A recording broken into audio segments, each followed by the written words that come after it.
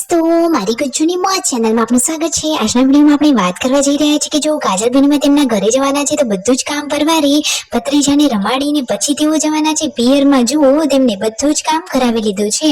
તો દોસ્તો તેમને મૂકવા માટે કોણ કોણ જઈ રહ્યું છે અને પૂનમ ભાભી અચાનક આટલામાંથી કેમ ઊભા થઈ ગયા અને પાર્વતી ભાભી આજે એકલા કપડાં ધોઈ રહ્યા છે કે કાજલબેન કપડાં પણ ધોડાવીને જવાના છે, મૂકવા કોણ જાય છે, શું દિવ્યાંશ માટે આજે એક સરપ્રાઈઝ ગિફ્ટ છે, એ ગિફ્ટ શું છે અને જુઓ કાજલબેની બા અહીંયા ખેતરમાંથી આ શેના પત્તા લઈ જવાના છે તેમના સાસરીએ, બધી જ માહિતી મળશે તમને આપણા આ વિડીયોમાં।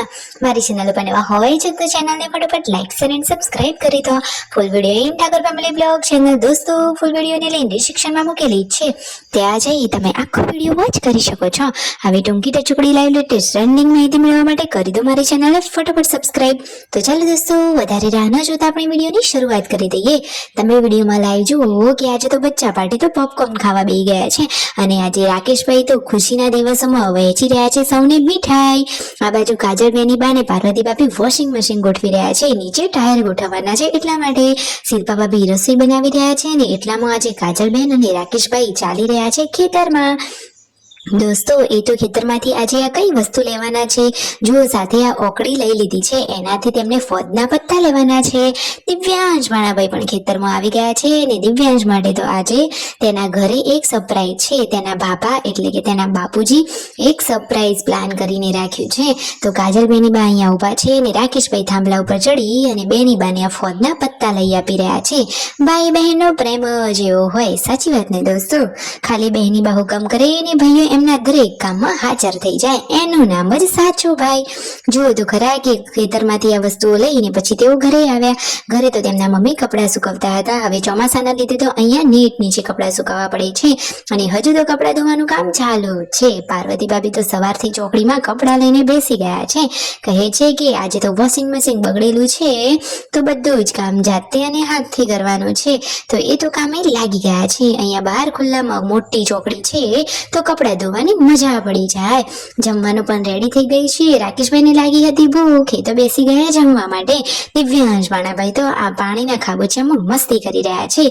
પછી કાજલબેની બા પણ અહીંયા જુઓ ભાભીને હેલ્પ કરવા માટે આવી ગયા છે। અરે કેટલા બધા ટોકર ને ડોલો ભરી ભરીને અહીંયા કપડાં છે। તો ફાઇનલી એ બંને જણા ફટોફટ કપડાં ધોઈ રહ્યા છે અને જુઓ કાજલબેની બા હવે જવાના છે એટલે તૈયાર થઈ ગયા છે સાડી પહેરીને।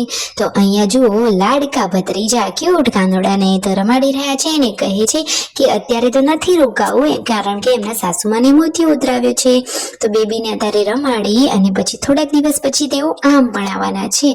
તો પાર્વતી ભાભી, શિલ્પા ભાભી બધા જ લોકો એમને મૂકવા જવાના છે અને ભત્રીજાને બોલાવીને તેઓ પૈસા આપી રહ્યા છે, પરંતુ કાજલ બેની બાને જે પૈસા આપ્યા એ પૂનમ ભાભી લેવાની ના પાડે છે, કહે છે કે ના રે અમારે આ કુવાસીના પૈસા ના લેવાય।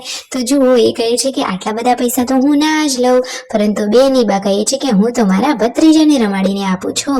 પછી ફાઇનલી જુઓ રણજીતભાઈ બધો સામાન બેગ બધું ગાડીમાં મૂકી રહ્યા છે અને મિતાંશ જો એની મમ્મીની જોડે મસ્તી કરી રહ્યો છે અને દિવ્યાંશ ભાણાભાઈએ મિતાંશને તેડ્યો પણ એ તો રડવા લાગ્યો। ફાઇનલી બધા લોકો થાર ગાડી સુધી મૂકવા આવી ગયા। આજે તો દિવ્યાંશ અને સંજયભાઈ બંનેને મેચિંગ કપડાં થયા છે। ફાઇનલી બધા જ લોકો તેમને અહીંયા મૂકવા આવી ગયા છે। કાજલબેની બા અહીંયા ઊભા છે ને ગાડીમાં તેઓ એમના ઘરે ગયા। લાઈક શેર અને સબસ્ક્રાઇબ।